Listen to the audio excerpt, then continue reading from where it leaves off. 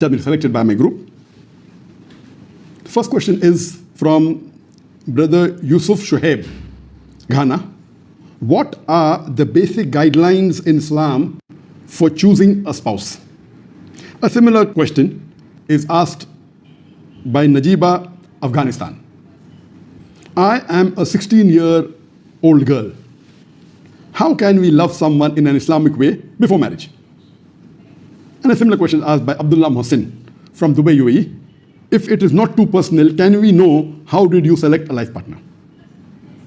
The first question posed by the brother, that what are the guidelines regarding choosing a life partner or a spouse in Islam?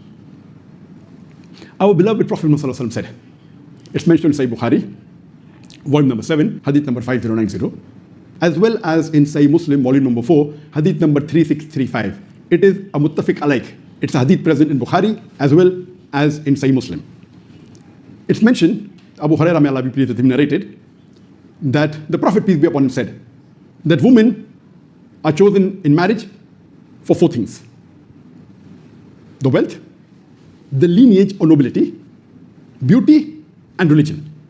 Choose her for the religion.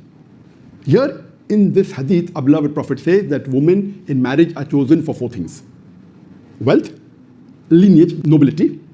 Third is beauty, and fourth is religion. And the best is religion. That means choose the woman who is religious. Here we come to know that the maximum importance that should be given is to the religion. Because all the earlier 3 criteria which people normally look for in marriage, it is limited and mainly for this dunya. For example, wealth. Wealth is something which can maybe get you some luxury in this world, but may not be beneficial in the akhirah. As the beloved Prophet said, it is more difficult for a rich man to go to Jannah than a poor man. But it's not haram to have wealth, but it is not the major criteria you should look for. The second is lineage. Looking at the lineage of the family, it's good, but that is not the main. It is mainly for the dunya. You may say, you're coming from a very good family, from a noble family. The third criteria is beauty, which is again limited only to this world. Beauty is something which you may get tired of in few days or few weeks or a year.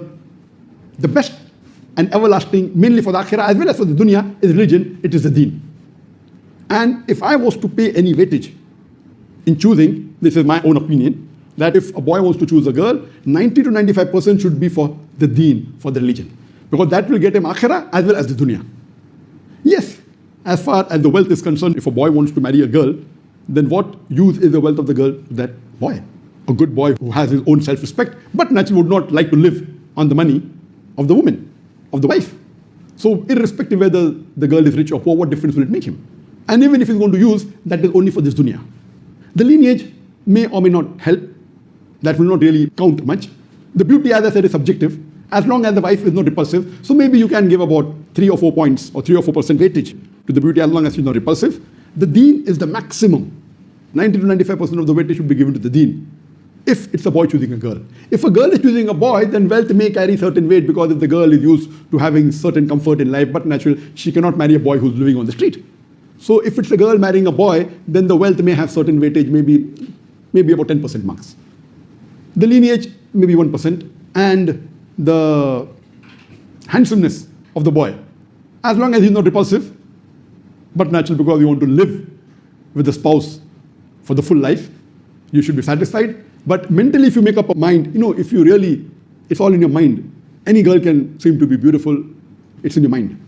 So the handsomeness or the beauty carries a smaller percentage. So for the man, the religion, I would say, would carry 90 to 95% marks. And for the woman, when she's looking for a spouse, maybe would carry approximately 85% marks, the religion, the deen, which is the most important. Anyway, this percentage is from my side, it is not from the hadith. The hadith is very clear that the most important is the religion, that's it. This is my percentage. Regarding the second question posed by the sister, that can we have an Islamic love before marriage? Regarding the love before marriage that we have nowadays in the modern society, in the Western society, but natural, it is haram. There is no LBW. LBW in the cricket, you have leg before wicket. LBW is love before wedding. So the way we have in the Western culture, where there are girlfriend, boyfriends, and they want to test each other, they go out to a park, and they go out for a movie, they sit in the last bench of the theater, or they want to enjoy, they go for dinner, and they talk, and they may go to a hotel and sleep overnight. All these things is haram in Islam. Yes, you can, while selecting a life partner, have interview along with the mahram. If a boy is going to look at a girl, then maybe the boy's sister is there or the girl's father is there along with the mahram. But natural, you can ask questions, you can interview for a few minutes, for half an hour, for 1 hour. There's no limit. You can have 1 meeting, 2 meetings, no problem to understand, because you want to spend the full life with the girl and the girl with the boy. But going out alone and being in seclusion, the shaitan is there. The Prophet said that if there are 2 nah-mahram alone, the third person is the devil. So in the Islamic way, yes, you can interview, but the love before marriage, what we have in the normal sense in the Western world, it is prohibited. Islamic way, yes, you can have. For example, the girl may know of a boy who's Islamic, who's very religious, who has high taqwa, who prays 5 times salah in the mosque, and is a da'i, and the girl may want to have a good life partner. So Islamically what she does is that she proposes to the boy who she thinks is religious, through her father, or through a brother, or the parents of the girl go and meet the parents of the boy, and in the Islamic way, it's possible. So this sort of love, because you like the religious values and the deen in the boy, it is permissible. Islamically, if you go ahead following the rules and regulation, not breaking the Sharia, it is possible in this way if you want to call it love before marriage because you like the religious aspects in the boy or the boy likes the religious aspects in the girl. In this way, not breaking any rules of the Islamic Sharia, then you can call it a sort of love before marriage Islamically, but seeing to it that you don't break any of the rules of the Sharia. As far as the third question posed to me is that if it's not too personal, the brother would like to know that how did I select my life partner? And as many of you may be aware that I met Sheikh Ahmed Deedat in 1987 the first time when I was 22 years old, and I was impressed by him, and that's how I got involved in the field of dawah, and my life became more Islamic. Previously, I was an average Muslim praying 5 times a day, fasting and doing what normal Muslims should do, but the dawah came into my life after I met Sheikh Ahmed Deedat. And once I started doing dawah, and by Allah's grace, alhamdulillah, I realized that I was good in debating, I was good in convincing, so I thought, as far as choosing a life partner for me, inshallah, no problem. Any girl I marry, I will be able to convince her maybe in a few weeks or a few months, or no problem, the girl I'll be able to convince. This was in the initial stages when I was a novice, when I didn't have much knowledge. But naturally, later on, as the years passed, I realized that very important, reading the hadith of the Prophet and knowing the other aspects of Islam, that choosing a life partner is very important. And at that time, I thought that the right age for a Muslim boy to get married is 25. That was my idea at that time. Now it may be a little bit earlier. So at that time, I thought that 25 years is the best time for a person to get married, when he finishes his graduation and he can marry. And at the age of 25, when I started to look for a girl and realizing, having more knowledge of the deen, reading the hadith and the Quranic verses, my criteria was based on the hadith of the Prophet ﷺ, which is in Bukhari and Muslim, that while choosing a girl, you look for 4 things. First is the wealth, second is the lineage, the nobility, third is the beauty, fourth is the deen, and the best is the deen. You should choose a girl for deen. And this hadith was ingrained in my mind, and I decided I want to marry a girl who is as religious as possible. More religious than me. That was my aim, to get a girl who is in the field of dawah and religious. So I told my sister that look out for a girl, and my only criteria, number 1 is deen. Regarding wealth, the poorer she is, better for me, because I don't want to use any of her wealth. Lineage, it doesn't matter. And beauty, she should not be repulsive. That was my requirement. And with this requirement, I told my sister that she should find for me a life partner. And believe me, for 2 years, she hunted, and she may have searched many girls. And unfortunately, not a single one did she pass. Not a single of the girl who she thought and who she interviewed ever passed even the prelims. Later on, we got information that there is a Muslim girl in a neighboring city, Pune, which is 160 kilometers from Bombay where I lived.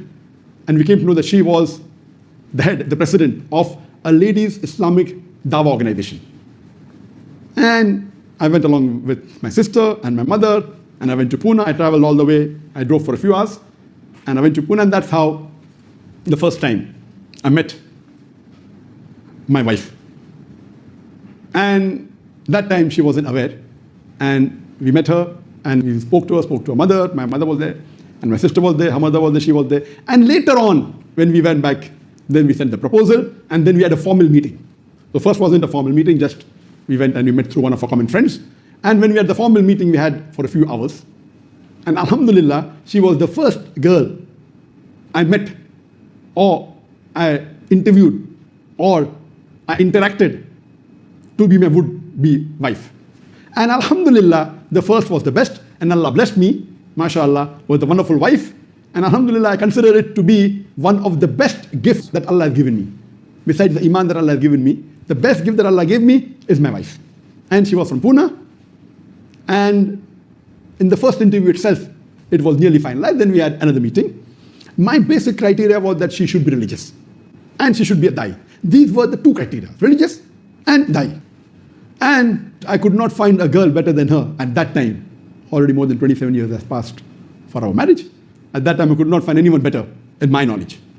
And alhamdulillah, this was the only criteria. The remaining was not at all important. But alhamdulillah, even though I wasn't looking for beauty, mashallah, Allah subhanahu wa ta'ala gave me a beautiful wife. And as I said, the beauty is in your mind. And alhamdulillah. And many people used to ask me that now you're giving so many hours for dawah, maybe, about 9-10 hours for dawah. Once you get married, you'll have to give time to your wife. How will you be able to manage both? So one of the reasons that I married a girl who is a daya, so that it's a Venn diagram. Most of our time would overlap. So when I gave approximately 5 hours to her in a day, maybe 3 hours were discussing dawah. And then we started an Islamic organization, Ladies Wing, in my organization, Islamic Research Foundation. The moment we got married, first thing we did was started a Ladies Wing, and she was the president of the Ladies Wing of Islamic Research Foundation. So my main criteria was only deen and dawah. But naturally in the interview, the question asked was based on about what is the concept of purpose of life and other things. So basically these two were the criteria. Allah blessed me. And the best blessing for a Dai is to have a righteous and supporting life partner. For a Dai, the wife can make the life of a Dai hell. I know many Dais who are very good Dais, but after marriage, the dawah has been ruined because of the spouse. Allah has blessed me, mashallah, and I consider my wife to be the best wife in the world. That's what I consider. Alhamdulillah. And I thank Allah for giving me a spouse who was righteous. And because of her, after marriage, my dawah increased multiple times and kept on increasing more and more to the level. Now, alhamdulillah, Allah blessed me. And therefore, choosing a life partner is very important. And as the Prophet said, look for a life partner who's religious. Look for deen in her. The other criteria are not at all important. Most important is religious and virtuous. Hope this answers the question.